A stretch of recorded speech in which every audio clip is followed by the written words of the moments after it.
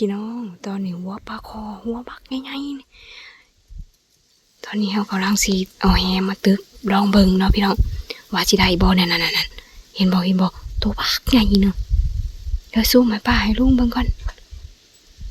ซูมยังคือเก่ายังคือเก่าย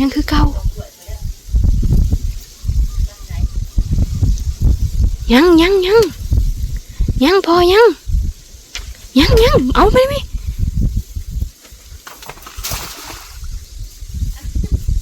เล่นมานี่ลงเลยบูฮูโอ้ยออกแล้วป๊อดโถบ่อยู่บ่เห็นพี่น้องเอ้ยขอซูมเบิ่งดิโรทรามโลดอยู่เจ้าน้ำแตกจากโลด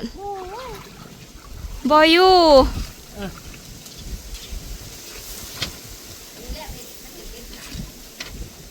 ก็ทวงได้นี่นะเลยบ่เห็นคักซ้ำมันขอซูมไก่พูดเลยมันบ่เห็นมันดิ่นซ้ำซุ่มอยู่เดียวดิโอ้มันสูญแฮในเดียวหนึ่งมาเห็ดบุ่มโลโอ้ยมันบริยานจักดีให้ทำนี่นะบริกินมันจ้ำปลาลุงเลยตัวบักใหญ่นะเลี้ยงไว้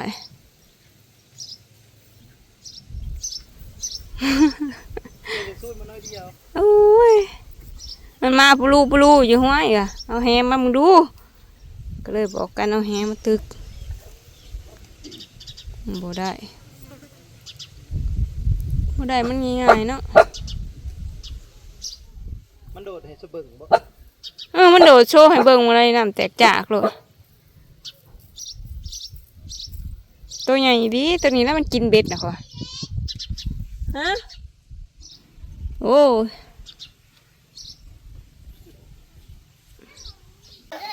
สบายดีพี่น้องสบายดีบ่ทุกคนเนาะ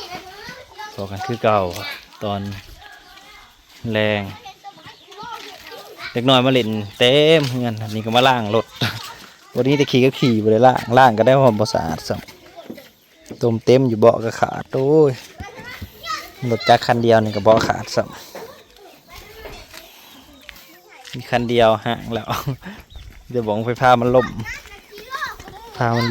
คันนี้ก็ซื้อมา38,000คันเลยถือกันตามมันล่มจนหง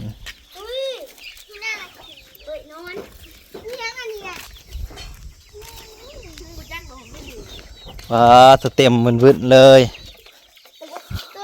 สบายดีป่าลุงโอ้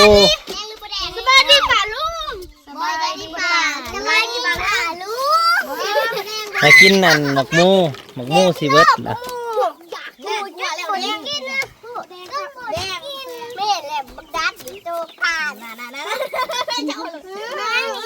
อย่าหยาดกันปานทำกันอ๋อแดงผักกะลิอย่าให้มันย่อยเด้อกินฟ้าทางนี้ก็แดงคือกันอย่าหยาดกันโอ้ตัวผู้ไปแต่แสบนะมันน้องบอยเพื่อนก็เพื่อนก็อยู่พังพูดอะไรพี่น้องอยู่ภาคหน้าพังพูนเพื่อนกับบางมือเพื่อนก็ได้มาเล่นนะบางมือเพื่อนก็บ่ได้มาว้านัด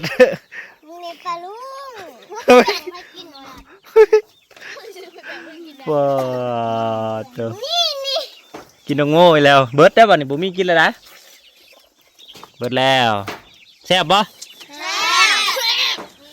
โอ้ยจะชิว่าบ่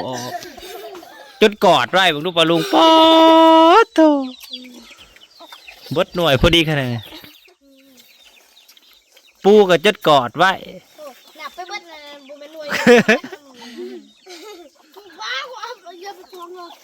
2 4 6 7คนกับเสียงแซวแซ่บบ่ปีหน้าเราพ่นน้ำซอยเด้อสิปลูกอีกเราสิกินสิปลูกแห้งละลาย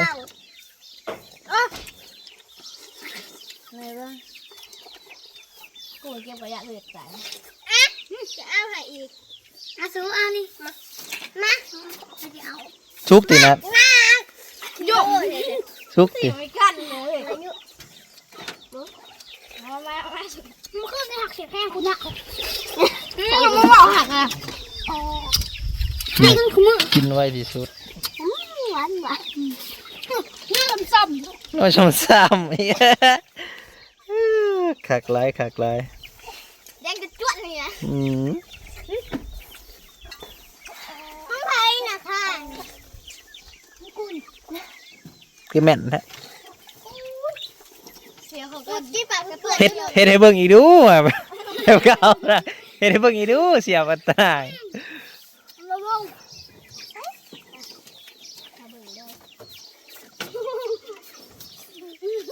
ได้ว่านี่ก็มาปลูกดอกไม้ปลูกดอกไม้พี่น้องใส่เปลี่ยนกระถางไม้ทางดอกไม้หน้าบ้านสีขาวเลี่ยนเลยเล็กต้นยังแหน่เธอน้ำมันฝุ่นไหลออกมาอะไรต่างๆมาเสิร์ชไปเบิ่งว่านี่คือต้นพันล้านว่าซั่นปะโถอันนี้ต้นคูนเรียกว่าต้นคูนอันนี้ต้นน้ำโศกเนาะหรือว่าต้นเอิ้นว่าต้นยังหน้าบ้านเฮาเอิ้นนะพี่น้องลืมเลยฮักนี่ฮักต้นบ้านเราเอิ้นต้นเศรษฐีนี่อ๋อดอกต้นจักเขาลืมเลยต้นน้ำโชคอันนี้เอิ้นต้นน้ำโชคอันนี้กวักมรกตก็เปลี่ยนกระถางใหม่แล้วอันนี้ต้นอันนั้นลิ้นมังกรแคะหรือลิ้นมังกรเตี้ยลิ้นมังกรสูงเท่าน้ำพุ่นนี่ล้างออกพอเป็นผุ่มงามอันนี้ต้นนี่ผุ่มเลยเดี๋ยวมาหน่อยเอาแตงโมไปให้เอื้อย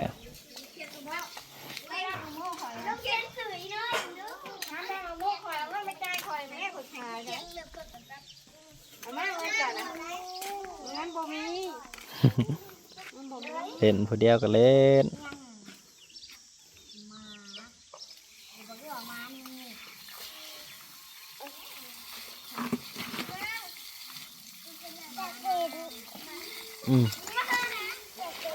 เงินเล่นแล้วลูก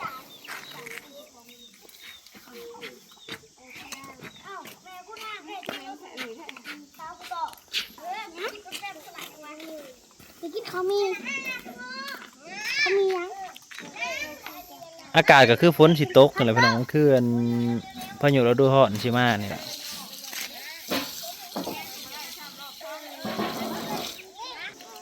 วานแห่ปลาน่ะปลามันสิหาไข่พี่น้องปลาคอใหญ่บ่ได้ซ้ำคันมีจันทร์มาว่างกันถือก็เลยนี่นะ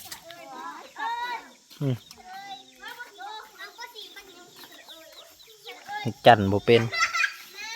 ลองให้ปะหน่อยเฮ็ดให้ก็คันเราเฮ็ดเป็นจากอัน2 อันมาใส่แล้วบ้านเอาหน่อยไปใส่แล้ว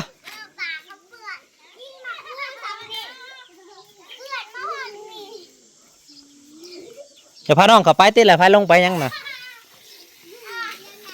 มันก็วุ่นวายเป็นอะไรวะ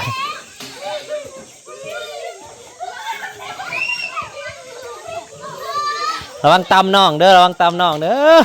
เนยไล่เบาบอยแล้วบ้านเนี่ย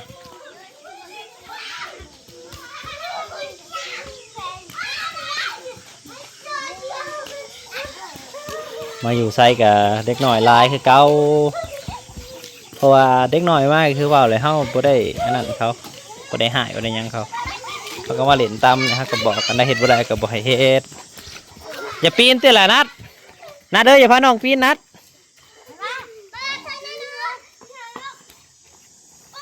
เด็กหน่อยก็เลยมาเล่นน้ำแซว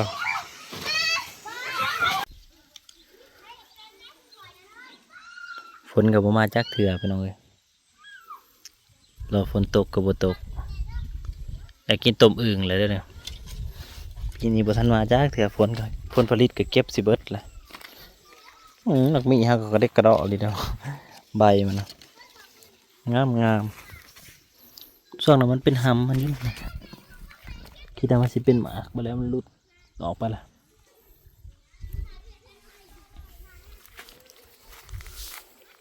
เสียงเป็ดนี่เนาะก็ได้ว่าเสียงหยังแบะเขาก็เซลยันแต่มาไปไหลแบะเขาปุ๊ทั้งงวดทั้งแบะเซลอยู่ปุ๊